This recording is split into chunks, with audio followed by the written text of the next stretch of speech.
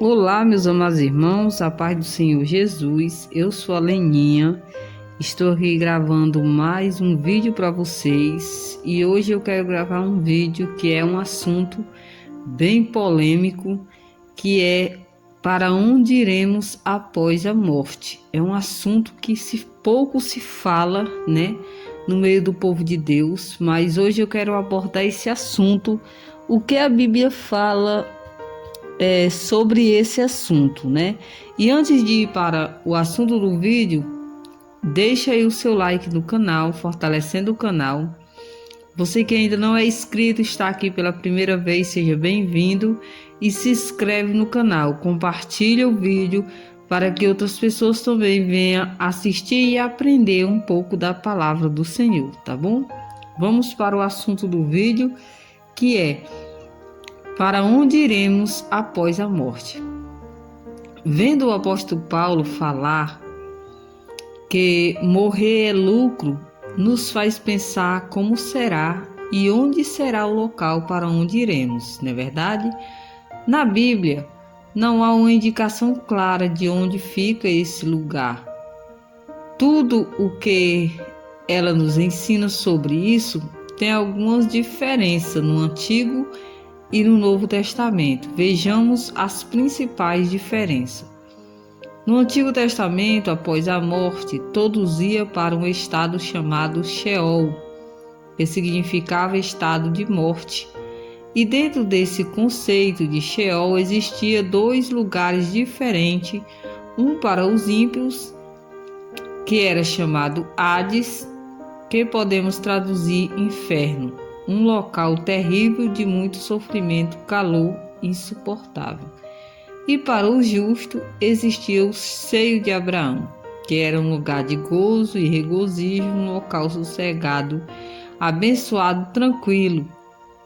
E se você tem alguma dúvida a quanto isso que eu estou dizendo, vamos ler um pouco de Lucas 16, verso 22, que fala assim: E aconteceu que o mendigo morreu e foi levado pelos anjos para o seio de Abraão. E morreu também o rico e foi sepultado. E no inferno ergueu os olhos, estando em tormento, e viu de longe Abraão e Lázaro no seu seio. Como podemos ver, o justo que vivia em sofrimento, era humilhado, agora estava gozando de paz e tranquilidade. E o ímpio que vivia oprimindo, agora está em tormento e lembrando que este tormento não são passageiros. No Novo Testamento, depois da ressurreição de Jesus, agora com a ressurreição de Jesus, continuamos tendo duas opções: o Hades ou o inferno para aqueles que blasfemam e não creem no seu nome e em sua obra salvífica. E todos aqueles outros que a Bíblia nos enumera em 1 Coríntios, por não terem parte com ele, ficarão no lugar. Agora, para aqueles que creem nele, que o aceita como Senhor e Salvador de sua vida, estas pessoas irão para o paraíso, juntamente com o Senhor Jesus, para aguardar sua volta, para arrebatar sua igreja, e assim levar todos estes à Nova Jerusalém celestial, onde as ruas são de ouro e os muros de jaspe, e que, pelo que podemos perceber, muitos não fazem questão de serem moradores. Aliás, ele nem ainda havia morrido na cruz e já estava arrebanhando salvos para ir com ele para o paraíso. Veja no texto de Lucas, capítulo 23, versículo 43, que diz: E disse-lhe Jesus: Em verdade te digo que hoje estarás comigo no paraíso. Esse texto todos conhecemos. É Jesus falando com um ladrão que havia sido sacrificado do seu lado, crucificado.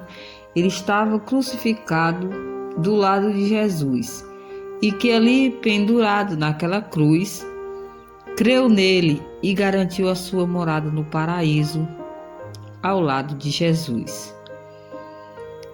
É para esse lugar que aqueles que morrem crendo nele vão.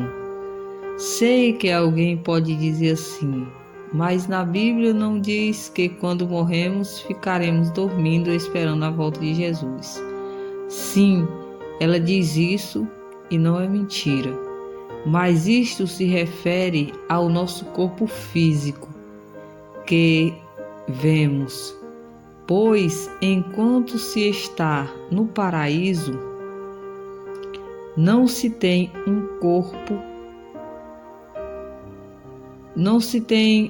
corpo, mas apenas a alma e o espírito que são imortais.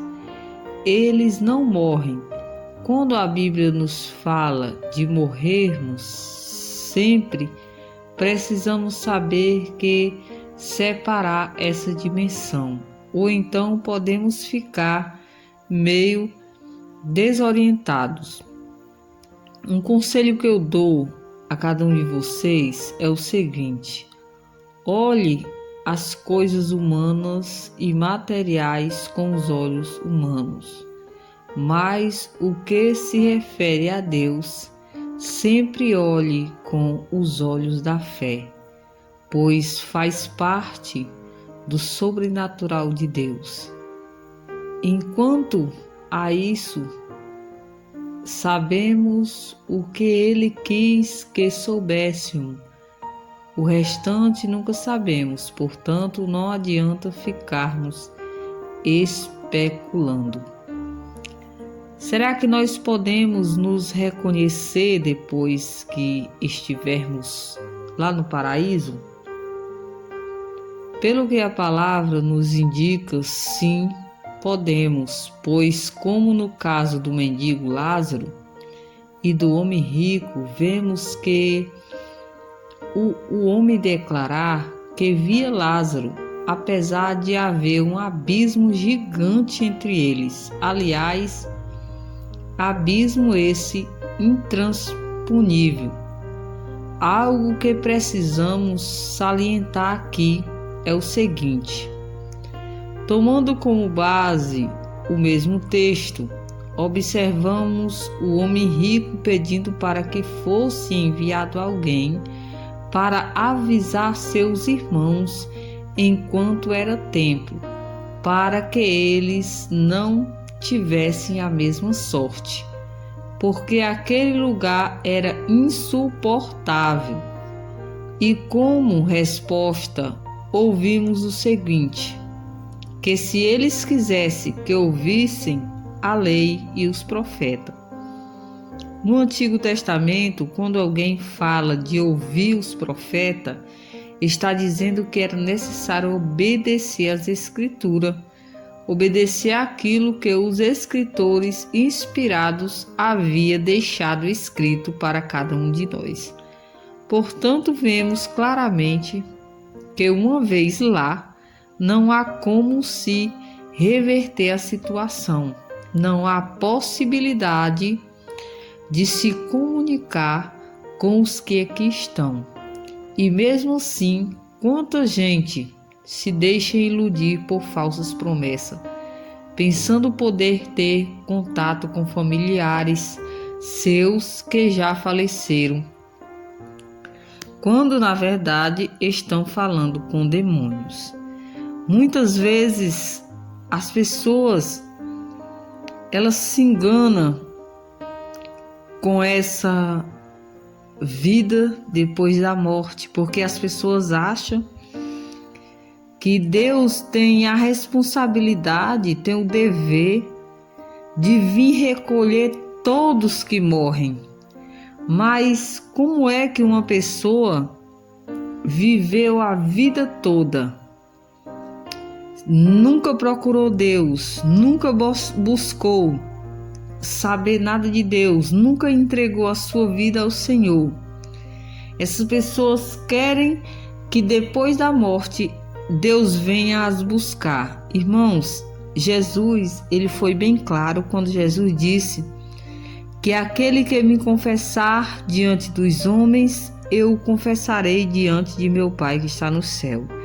Mas aquele que me negar diante dos homens, eu o negarei também diante de meu Pai que está nos céus. Então, irmãos, devemos ter cuidado quanto à nossa vida espiritual, porque depois que morremos, existe sim uma vida após a morte. Essa vida após a morte vai ser conforme, irmãos, nós procuramos a viver aqui nessa terra. Se a nossa vida aqui nessa terra é uma vida com Cristo, uma vida de abandono das práticas da carne, que você se santifica, que você viva a sua vida para Deus, então, irmãos, com certeza Deus vai recolher a sua alma também depois que você partir. Mas aqui nessa terra você nunca procurou Deus, nunca se dedicou à palavra do Senhor, rejeitou sempre o Evangelho, rejeitou sempre a palavra do Senhor. Como é que você quer que Deus ele venha te recolher se você nunca quis Ele? Então, irmãos, é assim, para nós vir pensar sobre esse assunto, vamos ter muito cuidado com o que nós estamos praticando, com o que nós estamos vivendo, porque o céu é real e o inferno é real também. Mesmo depois de tudo que foi dito, meus amados, agora só resta meditarmos como anda a nossa vida espiritual. Como sabemos e salientamos durante esse vídeo, toda a causa do pecado, não podemos nos aproximar de Deus sozinho. Precisamos do intermédio do sangue de Jesus. Somente assim podemos fazer igual ao chamado bom ladrão da cruz. Garantir a nossa ida para o paraíso juntamente com Jesus.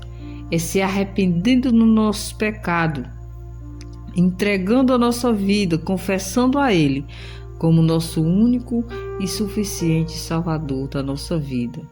Lembre que só temos uma chance. Se estão lhe dizendo que você terá outras vidas para tentar ser alguém melhor, não acredite. Tome cuidado. Essas pessoas te enchem de dúvida e no final você pode até pensar que eles estão certos, mas